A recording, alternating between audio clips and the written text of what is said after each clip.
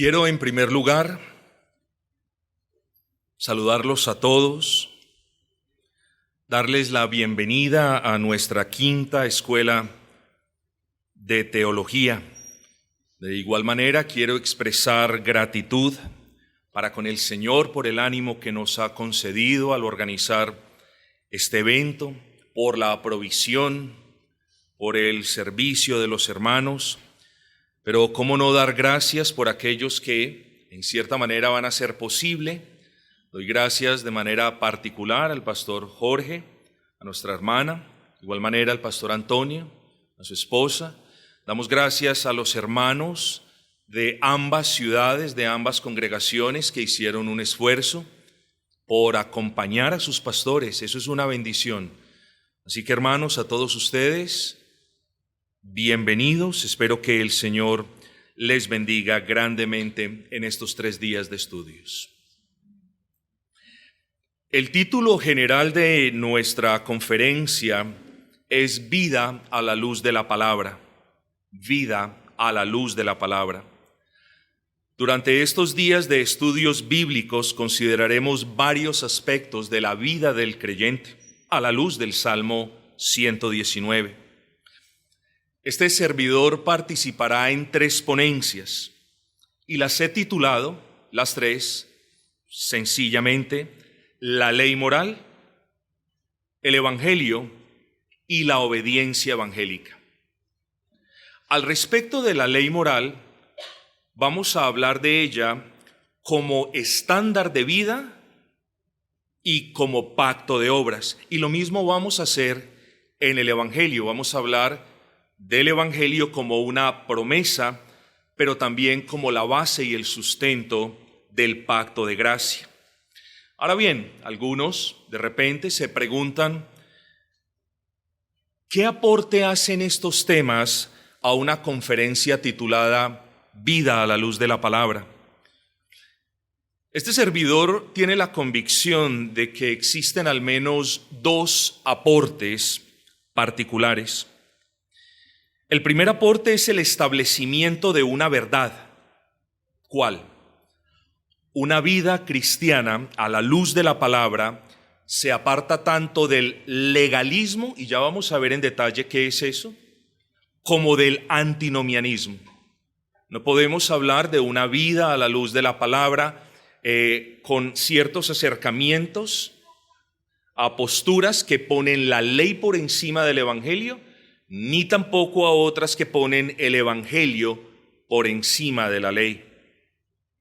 Afirmaremos de hecho que existe una relación antagónica entre la ley y el evangelio en lo tocante a la justificación, pero una relación armoniosa y continua en lo tocante a la santificación.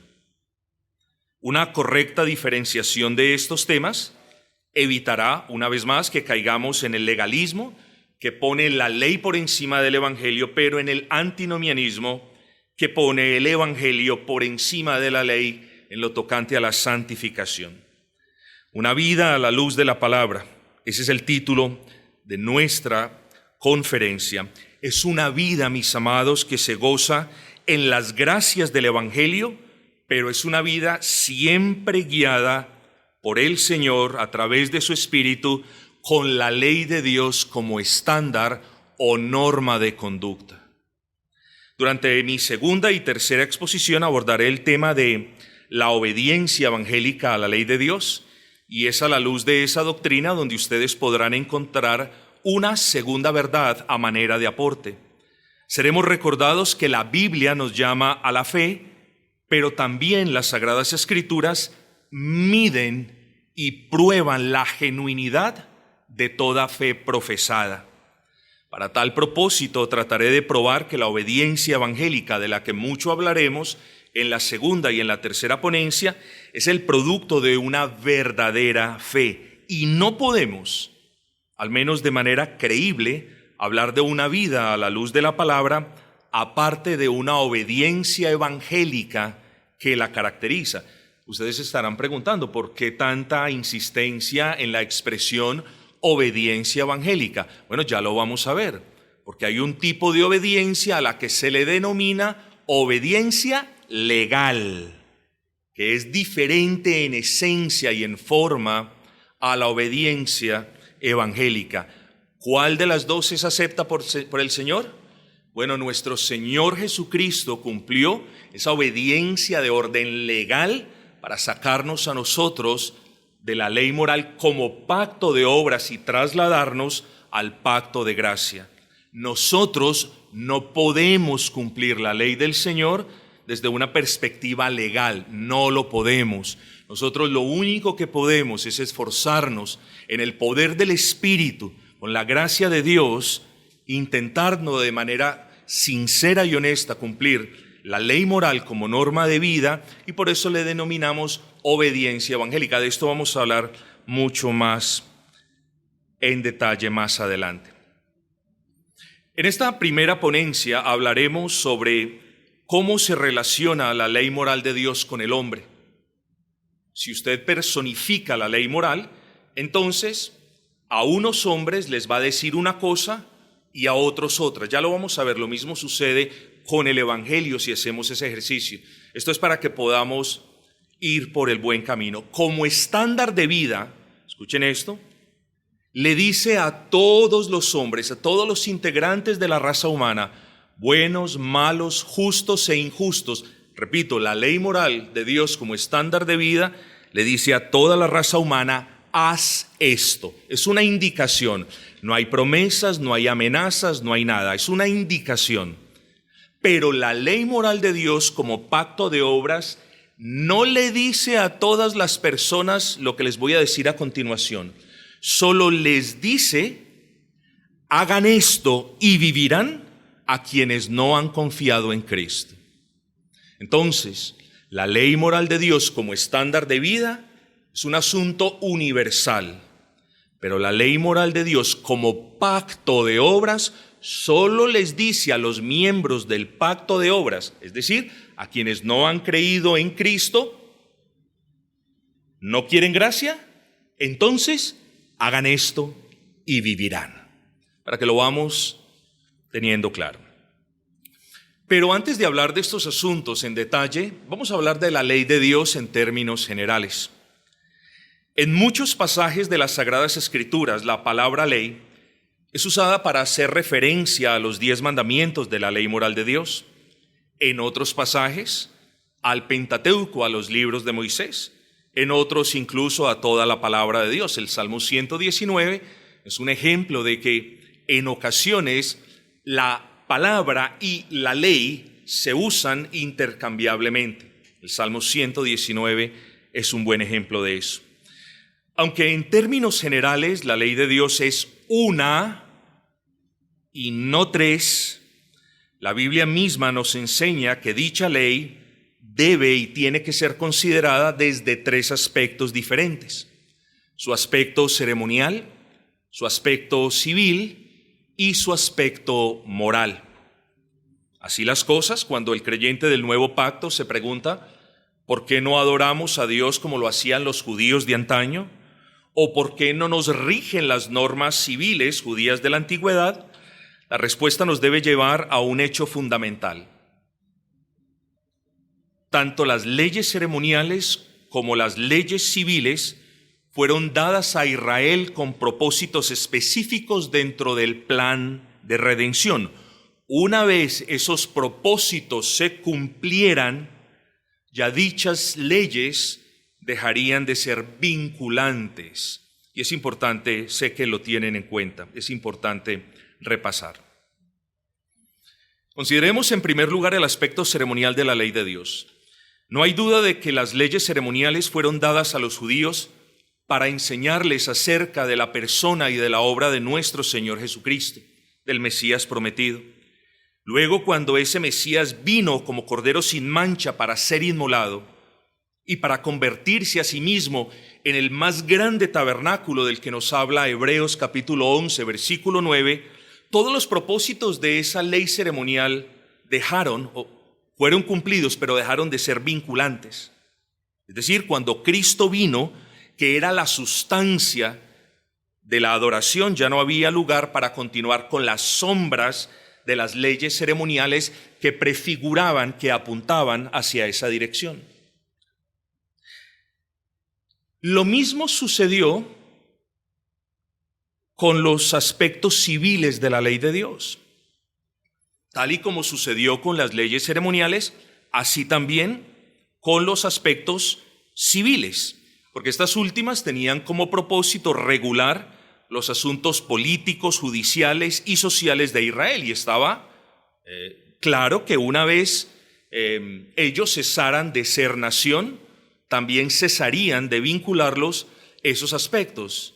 Entonces nosotros, partamos de esa base, nosotros los creyentes no estamos atados a ningún tipo de ley ceremonial, ni tampoco a ningún tipo de ley civil, sino como bien y sabiamente lo dice la confesión, salvo esos principios que son permitidos y aplicables bajo el nuevo pacto. Eso lo explica la confesión de fe. Dios también dio a los israelitas diversas leyes civiles que acabaron cuando aquel pueblo acabó como Estado.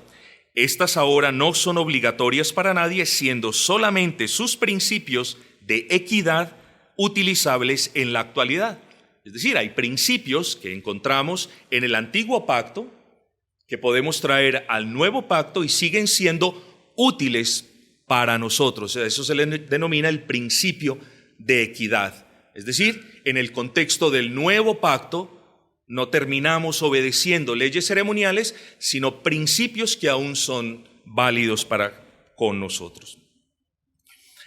Entendido este asunto de la cesación de los aspectos ceremoniales y civiles de la ley de Dios, entonces queda la pregunta, ¿no es así? ¿Dónde quedan los aspectos morales de esa ley?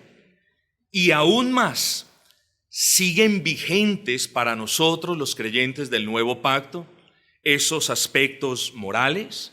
¿Son todavía vinculantes para nosotros esas leyes morales, esos principios?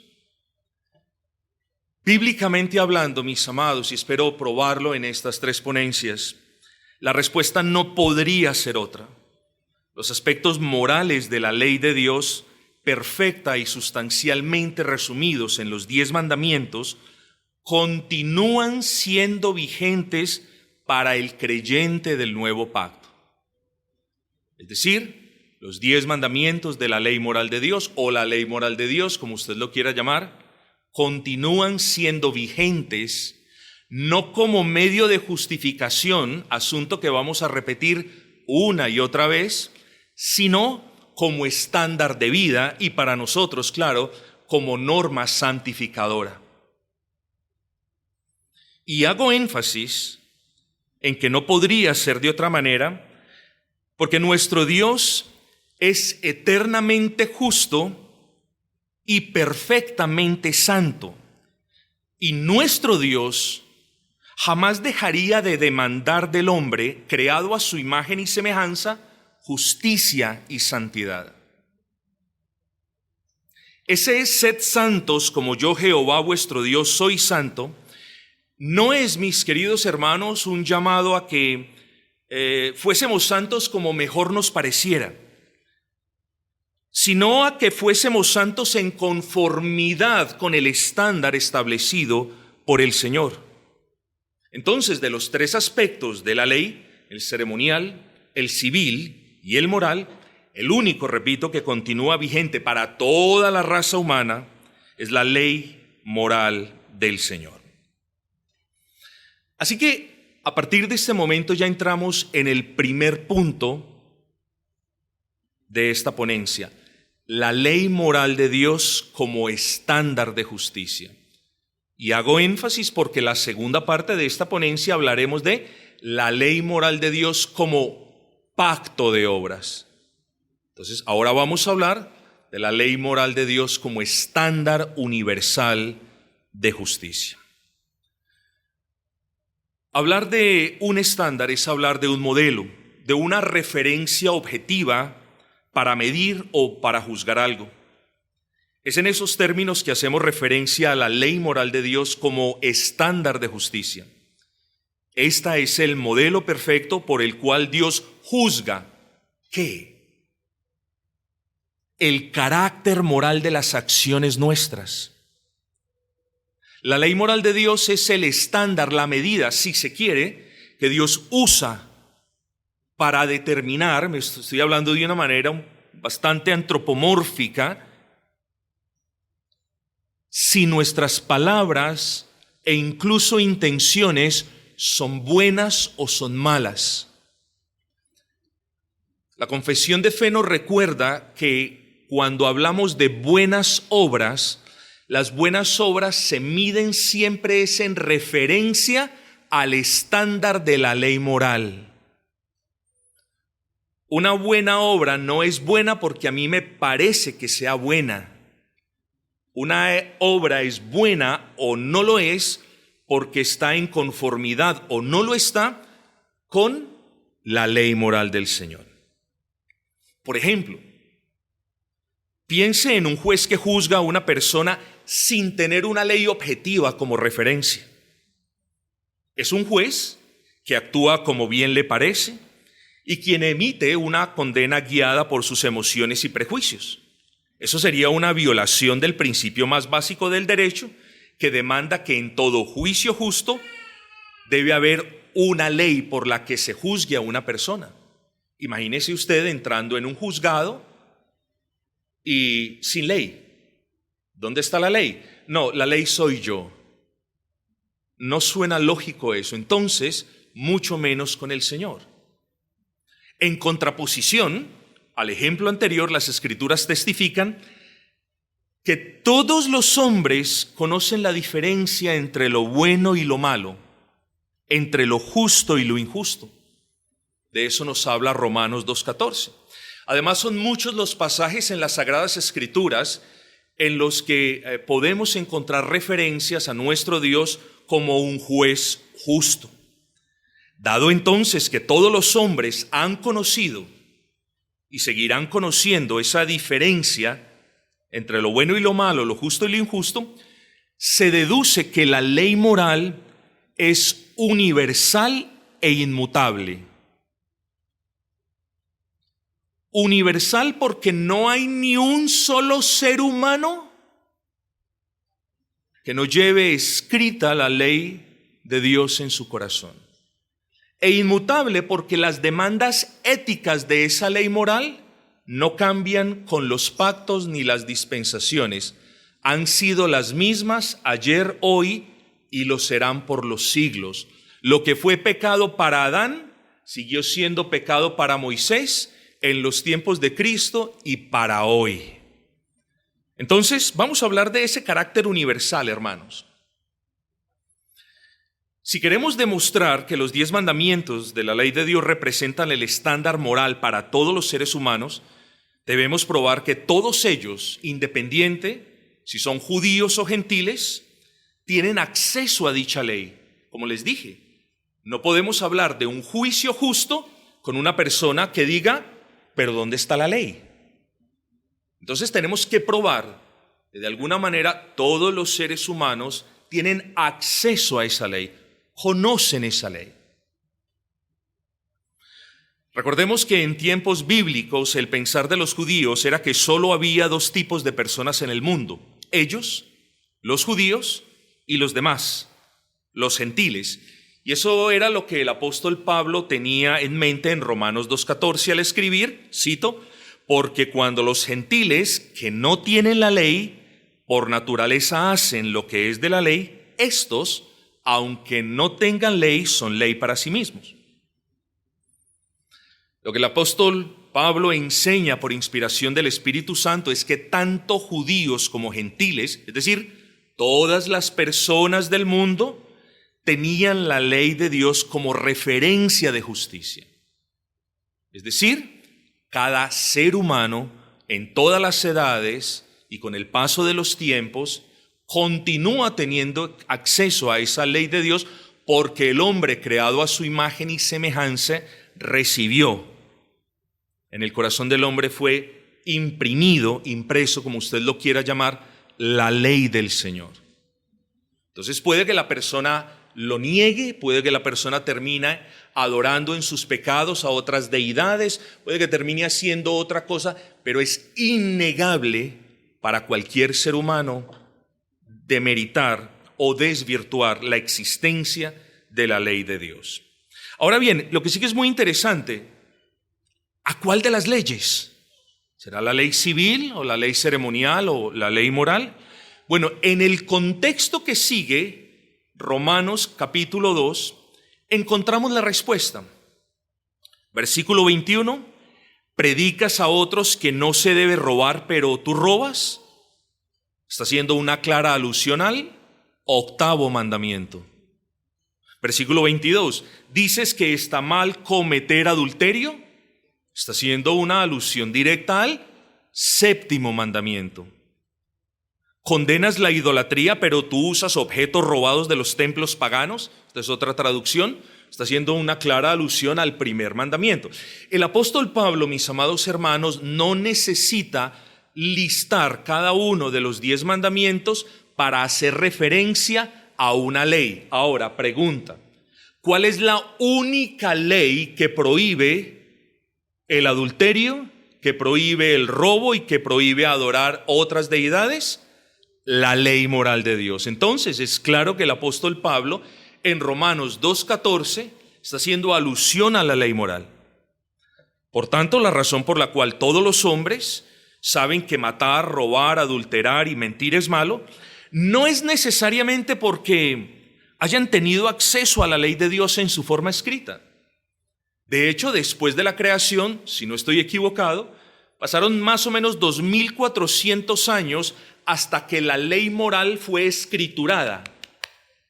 No podemos argumentar que entonces, durante 2400 años, las personas eran juzgadas con otra norma de conducta.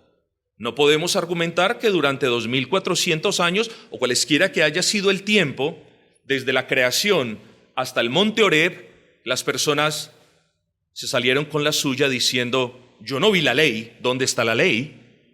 No, Pablo lo deja muy claro, mis amados. Así que, no porque la hayan leído, no porque la hayan escuchado, de nuevo, sino porque al ser creados a imagen y semejanza de Dios, Él imprimió su ley en el corazón del hombre, misma ley que siglos después sería escriturada, puesta en tablas de piedra por el Señor. En virtud de lo anterior y de muchos otros argumentos que podríamos esgrimir, pero obviamente por cuestiones de tiempo, mis amados, ustedes son conscientes, no podemos. Es claro que las Sagradas Escrituras enseñan la universalidad de la ley de Dios. Es decir, la ley de Dios es para todo, la ley moral de Dios cubre toda la raza humana. La confesión de fe nos enseña la misma ley que primeramente fue escrita en el corazón del hombre, continuó siendo una regla perfecta de justicia después de la caída y fue dada, hablando de esa misma ley, y fue dada por Dios en el monte Sinaí en 10 mandamientos. Conclusión, fueron los 10 mandamientos que fueron impresos en el corazón del hombre y ya fueron puestos de manera escrita, si se quiere, después en el monte Sinaí. Si la ley moral, hermanos, y esto es importante, si la ley moral hubiese sido publicada solo para una etnia como los judíos, entonces no podríamos hablar de ese carácter universal. Pero dada que dicha ley fue escrita en el corazón del hombre, concluimos que tiene un alcance universal. Es decir, no hay hombre alguno para quien la ley moral de Dios no sea el estándar de justicia. No importa si la ha leído o no la ha leído. No importa si es consciente de la ley o no lo es. No importa si se ha esforzado mucho por negarla. Esa ley moral está grabada en cada corazón y siempre permanecerá allí para indicarnos a nosotros los hombres cuál es la vida santa y justa en la que Dios se complace. Pero tenemos que probar el segundo punto, ¿no es así? Porque hablamos de que la ley moral del Señor no solamente es universal, sino que también es inmutable. Vamos a abordar ese tema. A lo largo de la historia redentora, Dios le dio al hombre leyes positivas, además de su ley moral. Una ley positiva es una que cumple un propósito determinado bajo un pacto, o usted lo puede ver de esta manera: una ley positiva es una ley que solamente es vigente mientras fue dada dentro del contexto de ese pacto particular. Pero a diferencia de la ley moral, es decir, a diferencia de esa ley universal y perpetua, las leyes positivas estaban ligadas a pactos y contextos específicos y de nuevo solamente tenían propósitos temporales. Entiéndase bien esto. Dios también demandaba obediencia de estas leyes positivas y las continúa demandando en el contexto del nuevo pacto, pero, insisto, las leyes positivas solamente tienen la vigencia en el pacto y para los propósitos para las que fueron dadas. En contraste, la ley moral de Dios como estándar de justicia para todos los hombres es inmutable en todos sus aspectos.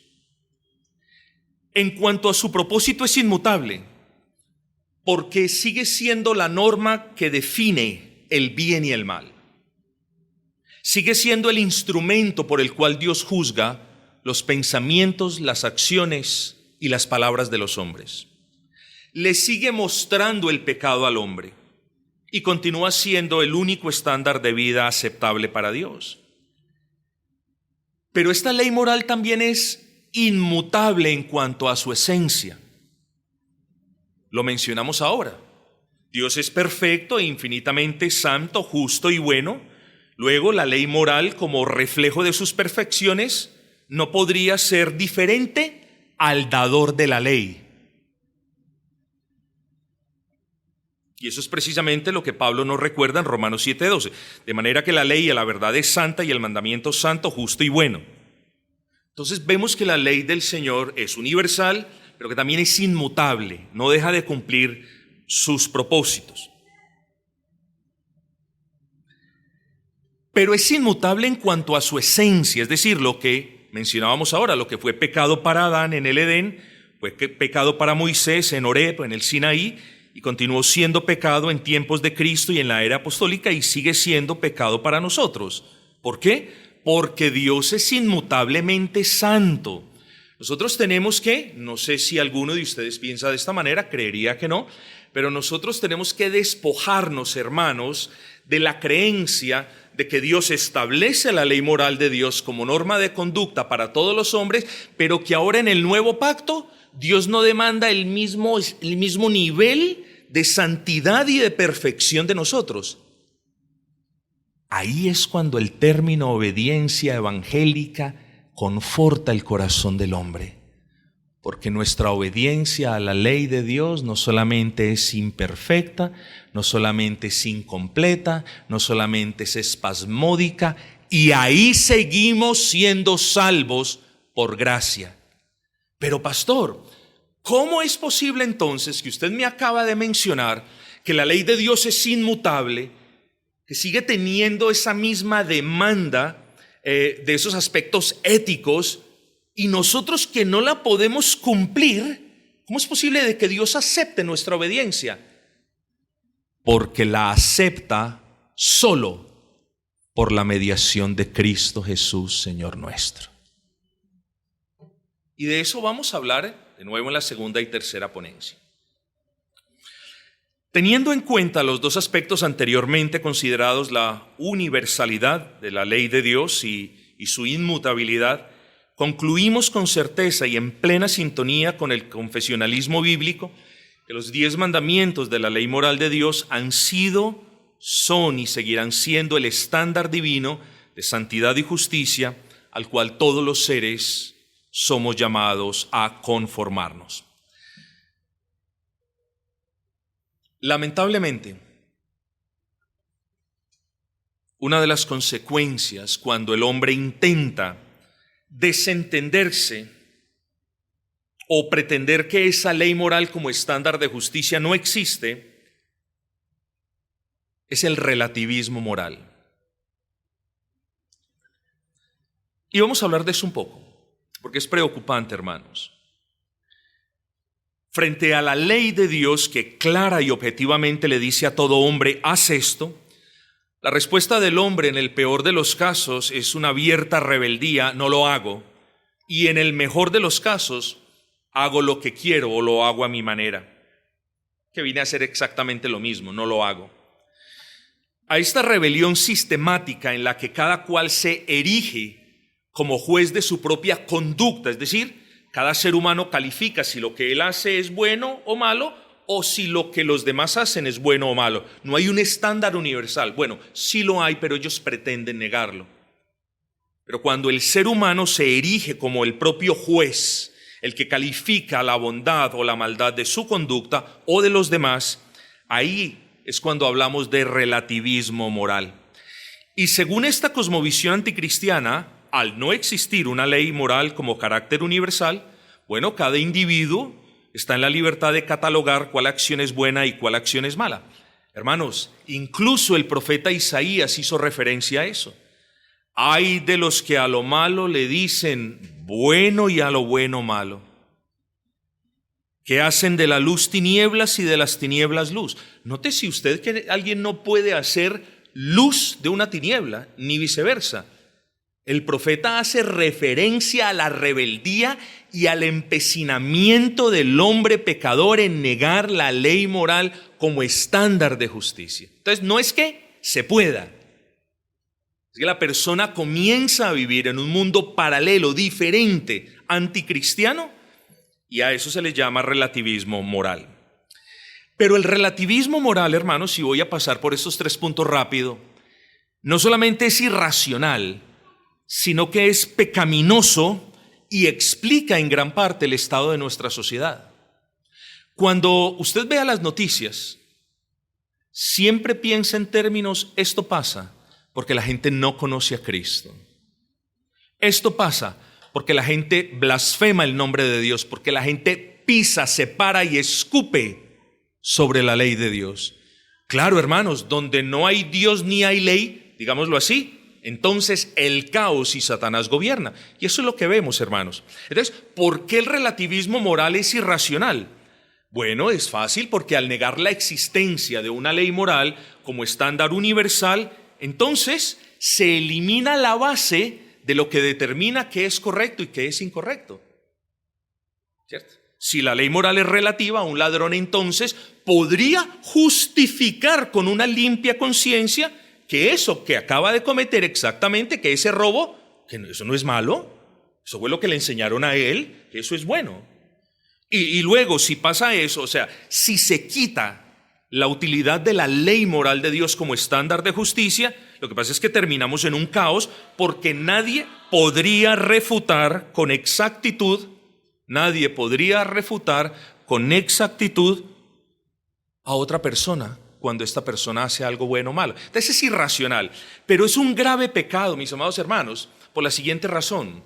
Aunque el apóstol Pablo en Romanos 1:18 no hace referencia al relativismo moral, ese versículo de hecho describe con exactitud lo que ellos hacen. Dice, detener con injusticia la verdad, es decir, intentan tapar con pecado la verdad. Entienda ese detener la verdad no como un lograron detener la verdad por completo, sino como un persisten e insisten en usar sus pecados en un intento por acallar la verdad. Y recordemos, hermanos, que nadie puede contra la verdad, sino por la verdad. Así que aplicando las palabras de Pablo al relativismo moral, decimos que esa cosmovisión es abiertamente anticristiana y por ende pecaminoso en extremo. Y lo es no solo porque niegan insistentemente la existencia de una ley moral, sino porque van más allá y niegan al Dios como dador de esa ley. Y ese es el gran pecado, porque nosotros fuimos creados con un sentido de divinidad, del cual hablamos en una de las conferencias allí en Bogotá, y a ese sentido de divinidad se le llama sensus deitatis o sensus divinitatis, y es el sentido, es la noción básica de que hay un Dios. Entonces luego, cuando ellos niegan a ese Dios, están intentando detener la verdad de la existencia, lo cual es un acto irracional y pecaminoso en extremo. Ahora bien, Cuando juntas el punto número 1, es decir, la negación de la ley moral, y cuando juntas el punto número 2, es decir, la negación de la existencia de Dios, pues hombre, venimos al punto número 3 y desde esa perspectiva entendemos por qué estamos como estamos. Las Sagradas Escrituras hablan de las consecuencias cuando el hombre rechaza, niega o se opone deliberadamente a la ley moral de Dios, tanto como al dador de esa ley. Pero no hay duda de que ciertos textos de las Escrituras hacen mención particular a las consecuencias sociales a las que hay lugar cuando se niega a Dios o a su ley. Romanos 1:28 nos enseña claramente que la más grande y terrible de todas las consecuencias es el juicio de Dios. Hermanos, lo demás son cositas que se desprenden del juicio de Dios. Y dice el texto, y como ellos no aprobaron tener en cuenta a Dios, Dios los entregó a una mente reprobada para hacer cosas que no convienen, es decir, cosas contrarias a la ley moral del Señor. Por eso lo que vemos en el contexto de Romanos es una inmoralidad rampante. ¿A causa de qué? De que fueron entregados a una mente reprobada para que persistieran en sus violaciones de la ley moral del Señor. Hermanos, la decadencia moral que hoy vemos en nuestras sociedades es la prueba de que estamos bajo el juicio de Dios. Y no quiero sonar, como dice nuestro amigo el pastor Jorge, no quiero sonar apocalíptico o negativo en demasía, pero es la realidad bíblica, hermanos.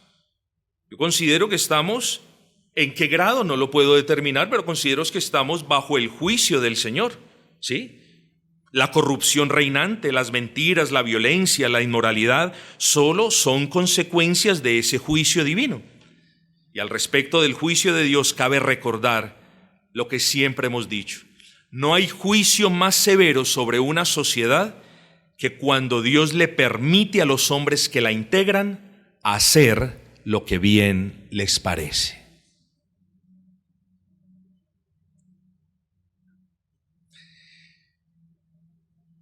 En la primera parte de esta ponencia hemos hablado de la ley moral de Dios. Hermanos, es mucho para hablar, lo traté de condensar tanto como pude, pero hemos hablado de la ley moral de Dios como una norma universal de santidad y de conducta. Dijimos que esa norma fue dada a todos los hombres y todos ellos en todas las épocas y generaciones, sin excepción alguna, están llamados a hacer lo que dice la ley. Recordemos, la ley moral de Dios, en su aspecto general, solo le dice al hombre, haz esto. No le dice nada más. No hay promesas, no hay amenazas, no hay nada. En la segunda parte de la ponencia que comenzaremos en este momento, ya tendremos un foco diferente, me excusan. Ya no hablaremos tanto de la ley moral como estándar de conducta que le dice a todos los hombres, hagan esto. Ahora vamos a hablar de la ley moral como pacto de obras que solo le dice a aquellos que no han confiado en Cristo, hagan esto y vivan, si es que lo pueden hacer.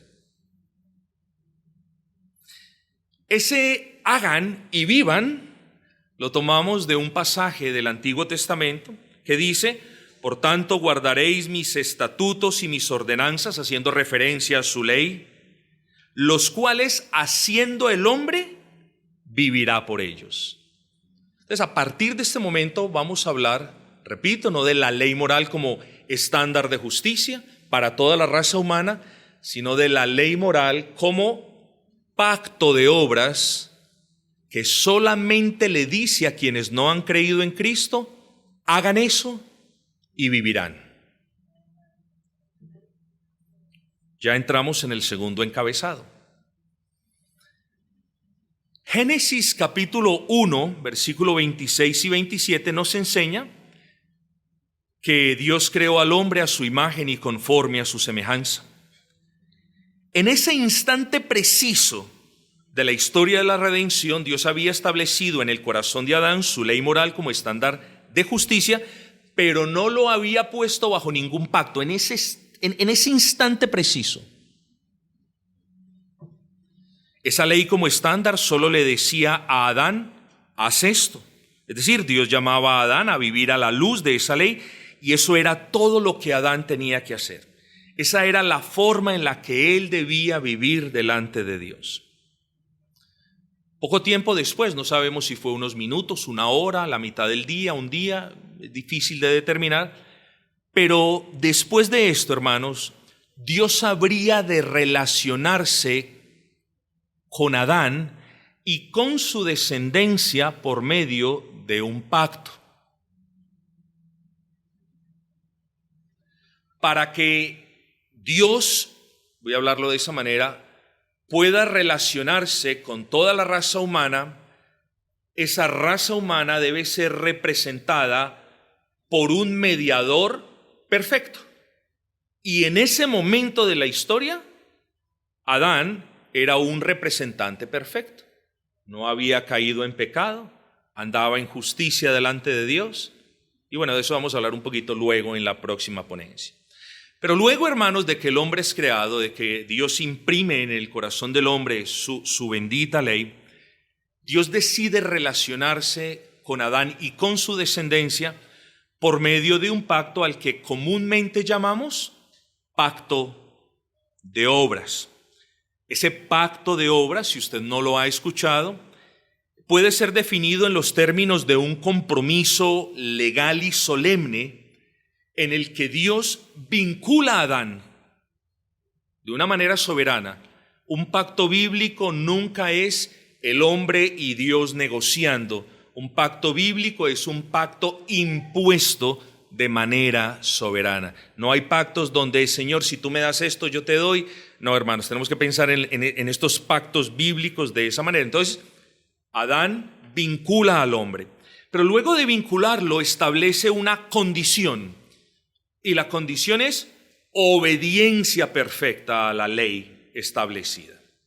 Pero luego añade una ley positiva. ¿Cuál fue? De todo árbol del huerto podrás comer, mas del árbol de la ciencia del bien y del mal no comerás. Esta ley positiva servía como prueba y medida de la obediencia de Adán. Es decir, si Adán violaba esta ley positiva, Adán quedaría en violación de toda la ley del Señor. Luego le añade una promesa. Eso es un pacto, hermanos. Dios escoge soberanamente a su representante. Dios establece la condición, pero luego le añade una bendición y también el castigo por cualquier tipo de incumplimiento. Promete vida eterna si cumple con la condición de obediencia establecida y amenaza con muerte si no cumple con dicha condición, como reza el texto, porque el día que de él comieres, morirás. Bajo ese pacto, insisto, llamado pacto de obras, eran las obras de Adán las que habrían de determinar qué era lo que Adán habría de recibir y por ende su descendencia. Si las obras de Adán incumplían con la condición de ese pacto, es decir, si Adán comía del fruto prohibido, él estaría en plena desobediencia de la ley de Dios, a causa de lo cual recibirían él y su descendencia el castigo estipulado por Dios. Pero si sus obras cumplían con la condición del pacto, es decir, si Adán no comía del fruto prohibido, él permanecería en obediencia a la plenitud de la ley y recibiría las bendiciones prometidas. Bueno, todos sabemos lo que sucedió, ¿no es así? El hombre desobedece la ley positiva, es decir, toma del fruto prohibido. Al desobedecer la ley positiva, incumple la condición de obediencia perfecta estipulada en el pacto. Al incumplir el pacto, lo quebranta. Y al quebrantar el pacto, las consecuencias no se harían esperar. Ahora Adán Yacía muerto en sus delitos y pecados, despojado de su gloria, arruinado al haber perdido su comunión con Dios, destituido de la gloria de Dios, expulsado de la presencia de Dios, en enemistad con Dios. Y como si fuera poco, y aquí viene el gran problema, bueno, además de todo lo anterior, y como si fuera poco, en ese estado, Adán era incapaz de observar la ley de Dios como estándar de justicia, que seguía siendo la misma norma para él y su descendencia, y peor aún, bajo la condenación de un pacto cuyas condiciones ahora no podía cumplir. Palabras más, palabras menos, Adán y toda la descendencia por Adán representada no tenían la más mínima esperanza de volver a tener comunión con Dios, la más mínima, porque estaba bajo un pacto en la que sus obras le hacían tener el mérito para ganar la vida eterna. Bueno, ya estaba muerto y ya había perdido el deseo de obedecer, tanto como el poder para obedecer. Estaba perdido, no había nada que hacer. Pero en medio de la oscuridad de su pecado, y sabiendo que la vida eterna y la restauración de la comunión con Dios ya no podían ser ganados mediante obras, el hombre escucha de la misma boca de Dios la mejor noticia que jamás recibió la raza humana en su estado caído: el Evangelio. Comience a discernir que sin Evangelio no hay vida. Sin Evangelio no hay traslación del pacto de muerte, de obras, a el pacto de vida y gracia. El Evangelio es el puente que el hombre no puede construir entre un ser caído y el Dios santo que demanda perfección. Sin Evangelio no hay vida, sin Evangelio no hay esperanza, sin Evangelio no hay nada para nadie, mis amados.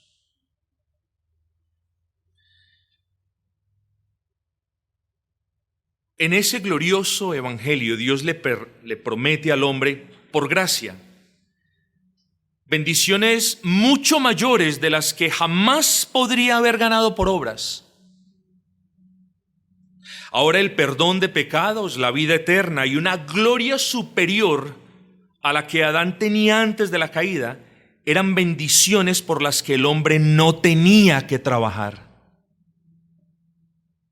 Eran bendiciones que el hombre podía recibir de Dios por gracia mediante la fe en la obra y persona del Redentor prometido, tal y como nos dice Efesios 2:8. Por gracia sois salvos por medio de la fe, no por obras. Pero mis amados, de repente hay veces yo medito un poco y digo, nos hemos acostumbrado tanto a decir somos salvos por gracia, nos hemos acostumbrado tanto a decir pertenezco al nuevo pacto, soy coheredero de todas las bendiciones de Dios en ese nuevo pacto, que se nos olvida cómo fuimos salvos. Es decir, en ocasiones no solamente no entendemos la teología pactual de una manera mínimamente aceptable, sino que se nos olvida cómo fuimos sacados de debajo del peso del pacto de obras. Y para comprender cómo fuimos sacados de debajo del peso condenatorio del pacto de obras, hermanos, necesitamos pensar en aquel que obró para que nosotros nos beneficiásemos de la gracia. Entonces, para evitar pensar de la gracia como algo que simplemente libra al pecador de la ley como pacto de obras y se acabó el asunto, es necesario pensar en todo lo que hizo el Señor para que esa gracia pudiera ser ofrecida. En primer lugar, era absolutamente necesario que tuviéramos un representante pactual perfecto. Y no esa manera de chiste, pero miremos a nuestro alrededor. ¿Quién es el mejor candidato para representarnos delante de Dios? Dentro de la raza humana caída no hay ni uno tan siquiera. Entonces, ¿cómo se soluciona ese asunto? Aquí damos gracias al Señor, hermanos, porque la segunda persona de la Trinidad descendió a este mundo y tomó para sí mismo verdadero cuerpo y alma de hombre, ocupando a sí mismo el papel como segundo Adán, pero sin el pecado del primero.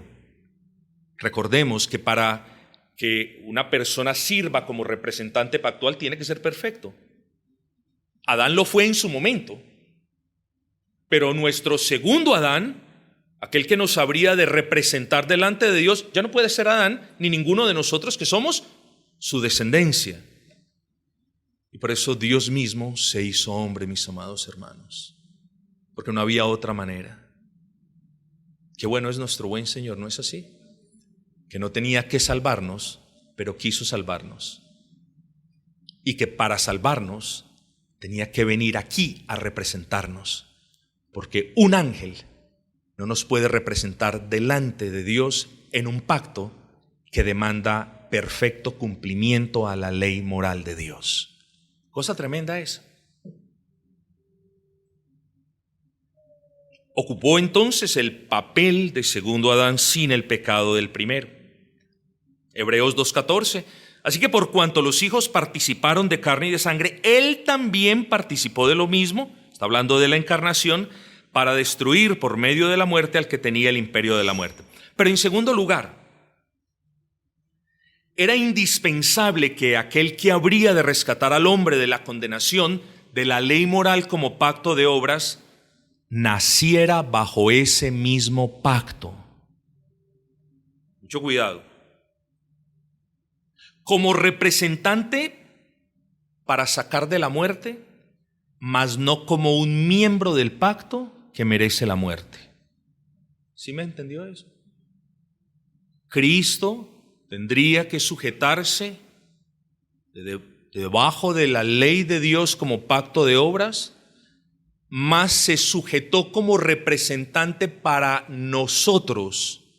Porque todos los que nacen bajo ese pacto de obras, nacimos muertos en nuestros delitos y pecados. Entonces tenemos que pensar que nuestro Señor Jesucristo nos representó bajo ese pacto, nació bajo ese pacto, pero no como aquel que merece la condenación, sino como aquel santo que representa a quienes en realidad merecemos esa condenación. Y noten esto, hermanos. Eso fue precisamente lo que Cristo hizo. Gálatas 4, versículos 4 al 5 nos dice: cuando vino el cumplimiento del tiempo, Dios envió a su Hijo, nacido de mujer, ya hablamos de esa parte, y nacido bajo la ley. Este versículo, mis amados, y me va a tomar un tiempo, no es mucho. Este versículo lo tenemos que entender bien. Porque en muchos apartes, en Gálatas y en Romanos, las personas leen ley de manera indiscriminada. Y no es así. En algunos apartes está la ley como estándar de justicia y en otros la expresión ley es ley como pacto de obras. Note lo siguiente. Nacido bajo la ley para que redimiese a los que estaban bajo la ley, a fin de que recibiésemos la adopción de hijos. Entonces, aquí es donde muchas personas dicen, ¿vio? Cristo nació bajo la ley para redimirnos y librarnos a nosotros de la ley. Bueno, no es así. Cristo, esta es la interpretación correcta, Cristo nació bajo la ley como pacto de obras para redimirnos a nosotros de esa ley como pacto de obras, y no para sacarnos o excusarnos de rendir obediencia evangélica a la ley moral de Dios como estándar de vida. Es en ese contexto que se debe leer eso, hermanos. Pero para hablar del rescate de la ruina y de la maldición de la ley de Dios como pacto de obras, no solamente era necesario hablar de la condescencia del Señor Jesucristo en su encarnación, cosa que ya hicimos, es igualmente necesario hablar de su vida, particularmente de sus obras. Y esto es así, hermanos, porque para hablar de libertad, del pacto de obras, es necesario hablar de obras, o mejor, de una obra. Pero no de una obra como las que producimos los hombres, que en nuestros mejores momentos son como trapos de inmundicia. Para hablar, para decir, fuimos rescatados de la ley moral de Dios como pacto de obras, es necesario hablar de una obra, de la obra que nos sacó de ese pacto, de la obra redentora de nuestro Señor Jesucristo. El asunto es que cuando pensamos en la obra redentora de Cristo, mis amados, en ocasiones solamente se nos viene a la mente lo que hizo el Señor Jesucristo a favor nuestro en la cruz del Calvario. ¿Redención? Bueno, solamente nuestro Señor murió y logró que todos fuésemos perdonados. Y no es así, la redención es mucho más que eso, hermanos. Hablar de la obra redentora demanda que nosotros hablemos de dos componentes inseparables, y es la obediencia activa de Cristo y la obediencia pasiva de Cristo. La obra redentora, no lo mire como una parte, sino son componentes que se alcanzan a distinguir bíblicamente, pero son inseparables. Y en su obediencia pasivo, Cristo recibe en lugar de nosotros todo el castigo que impone la ley como pacto de obras a causa de nuestros pecados. ¿Sí me comprenden, hermanos? En su obediencia pasiva, Cristo recibe en lugar de nosotros, allí en la cruz del Calvario, todo el peso y el rigor y el castigo y la ira de Dios a causa de nuestros pecados. Pero en su obediencia activa, Cristo cumple a favor de nosotros con todos los mandamientos de la ley moral de Dios como norma de justicia. Entonces, en la obediencia pasiva, Cristo recibe en lugar nuestro el castigo de nuestra desobediencia.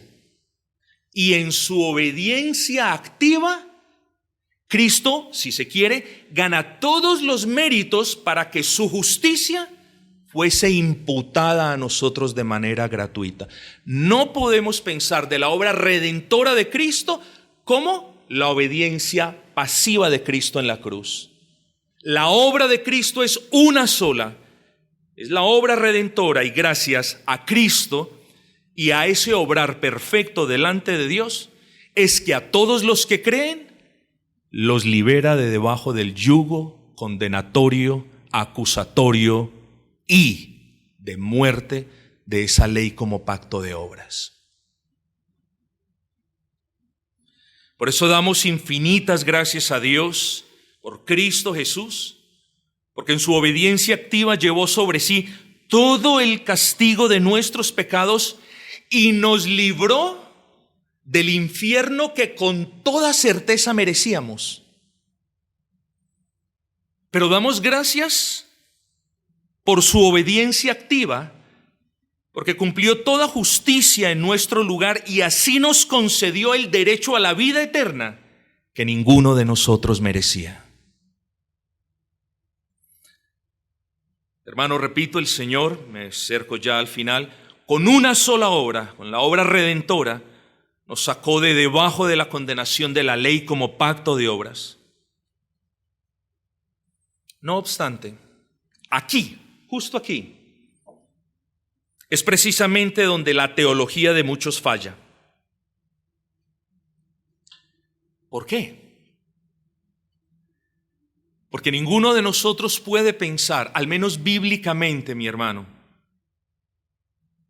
que porque el creyente ya no está bajo la condenación de la ley moral de Dios como pacto de obras, entonces ya queda exonerado de toda responsabilidad y ya no debe obedecer la ley moral de Dios como estándar de justicia.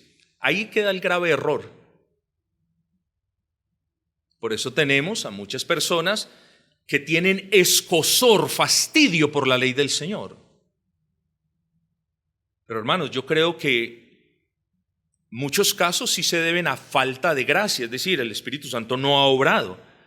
Pero hay otros casos en los que yo sinceramente creo que, y lo vamos a ver, es producto de una ignorancia teológica. No saben diferenciar la ley de Dios como estándar de la ley de Dios como pacto. Pese a la libertad que los creyentes tenemos de ese condenatorio pacto de obras, aún somos llamados a cumplir con las demandas éticas de esa ley moral que ahora en Cristo no solo queremos cumplir, sino que podemos cumplir de manera evangélica para la gloria de Dios. Movámonos hacia la conclusión, hermanos. En una época marcada por el relativismo moral, no es extraño observar que la gente del mundo se ofende cuando la Iglesia sostiene que existe un estándar absoluto de justicia.